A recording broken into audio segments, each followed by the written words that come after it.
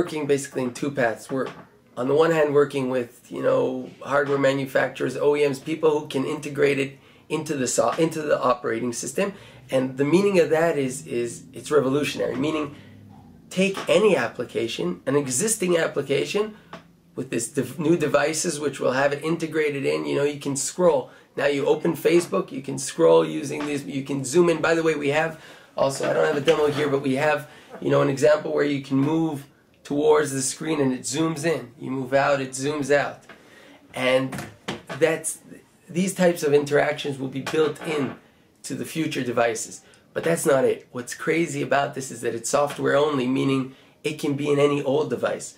So we're working with software developers like gaming companies and things like that to take their existing software, and we can do it sort of like a freemium, meaning they can have their free version out there, maybe already out there, that people are playing with touch.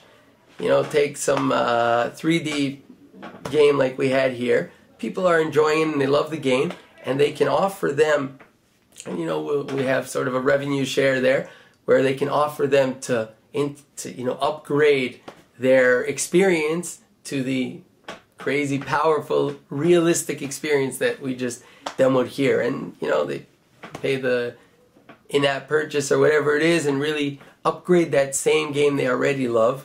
And right. So if it's an in-app purchase, let's say it costs $4 to unlock this new touch.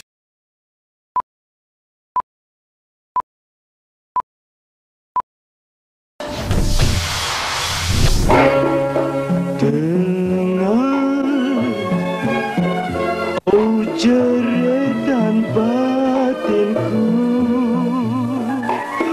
memekir-mekir, memanggil-manggil namamu selalu.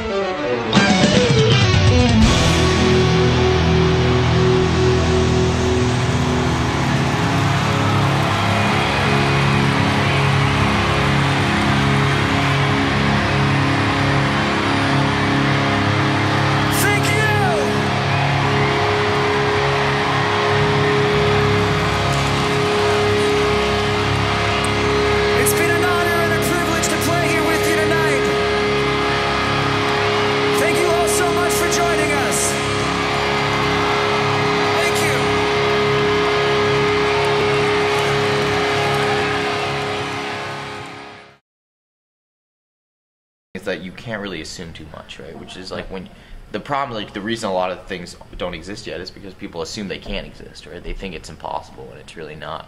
And I've kind of moved around so much that all my assumptions have like gone out the window, where I've never really had any. Like I was born in New York, but when I was 4 I moved to Hong Kong. After a year I moved to Singapore. After like a few years I moved to London. After 3 I moved back to Singapore. I was there for another 3 years. I moved to LA. I was there for a semester, and then I moved to Palo Alto. That I was there for 8 months or something, and then moved up to the city, which is San Francisco, which is where I live now. And when you get that, you learn a lot, you experience a ton of awesome stuff, but you also like realize that like when people say something is for sure, what they're really saying is like, I think this might be how it's going to be for a little while longer, which is like, you go to London and you hear one thing, and if you like swear words are a great example, which you'll hear a word in London which no one is allowed to say, right? You say it and everyone like flinches. Yeah. Then you go to Singapore and everyone says it all the time, and there's another word which like the word for cigarette in London is fag, right? Exactly. In San Francisco, that's has a completely different meaning. Yeah, and I think what you realize is you're like at a very young age, I realized that what people tell you isn't always true, or at least they might think it's true when it's really not. And I think that really helped me develop an open mind and be like, ask what if a lot. I think in Google's culture, I think they ask what if all the time. And I think that leads to 1, 2, 3, 4, 5, 15 yards for unnecessary roughness. Well, it's 4th down and 26 to go for TNT. The quarterback is worried. The coach radiates confidence. The quarterback decides to kick. It's blocked. No, he got it away. It's a high spiral. The safety man's under it. He muffed it. It's a loose ball. Number 48's in fast. Oops, Butterfingers. Moose Williams got it. He had it. Now DeGraudy missed it. Sebring boots it to the 50. There goes to the 35. It's next ball. No, wow. Right wrenched it away, and it's A&M's. No, everybody dropped it. Nobody's got it. 100-yard fumble, a free ball over Tech's goal line. But here comes Nordberg. He's recovering the old pork skin for 6. What a play. The teams line up for the try for the extra point. There's the kick, and it's blocked. Anthropology A&M receives, and they're nailed on the 25-yard strike. What's the quarterback going to call? It looks like a pass. It is a pass. Geronimi fades back, cocks his arm, rifles a bullet pass into the flat. It's intercepted by Anthropology. Here's the 40-yard marker, the 30, the 20, the 10, and he's over for a touchdown.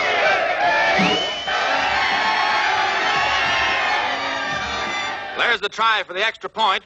It's good, or is it? Yes, no, yes, no, yes, no, and there's the gun ending the half.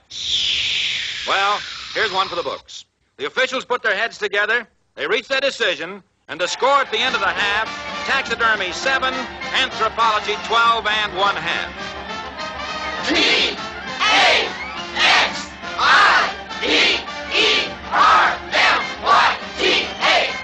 The largest clue to interest, because 80% of your neural processing when you're idle is just visual processing, right? What you see in the world. Yeah.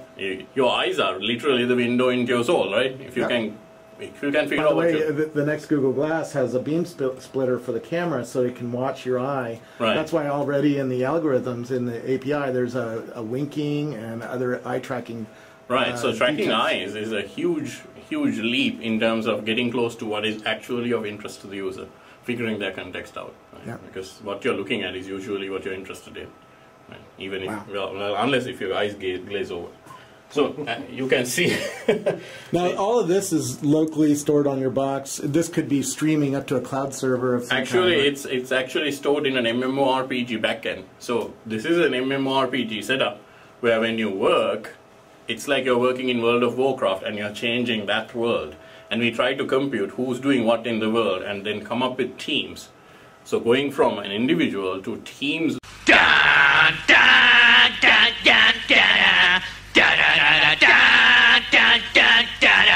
$100 a day. Think of all the people we could help with all the people. Give them a call, and then you take their money. Okay. All right, well, boys, you have the right instinct. You see, selling magazines is serious business if we spend too much time laughing on the job. Number one. Me. You dumbass. Sometimes they show boob. Me. Let's get right down to it. Okay, class. Today we're going to, for the class, compose a haiku for the... Your block? Okay. All, Stuart. We're doing this for your own good. Just trying to help. Screw it. What?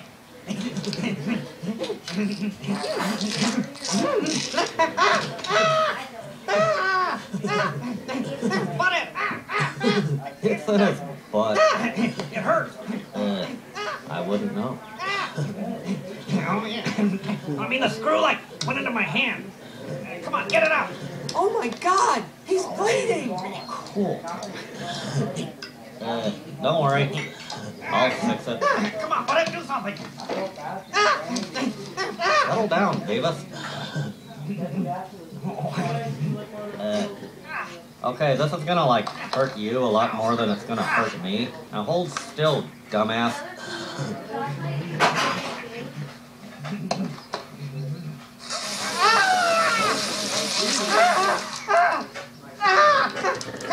Bunghole! Oh my God!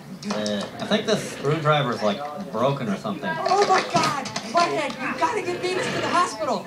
Don't worry, Beavis. It's not the first time you screwed your hand.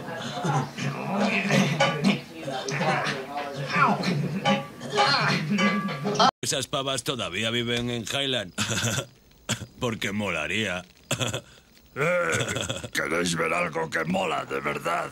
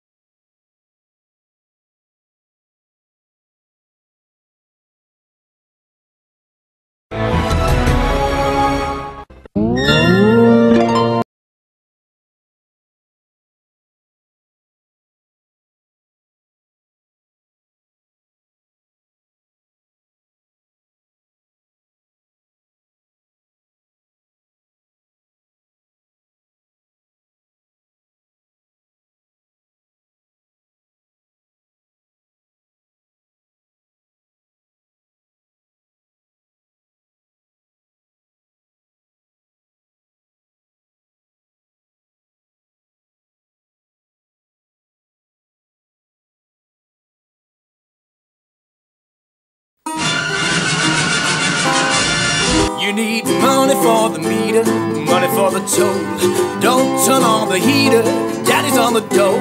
They tell me that the devil pays good money for your soul. We don't got no dough. Tell me there's $1 in the pocket of your jeans. Need money for the baby, the bacon and the beans.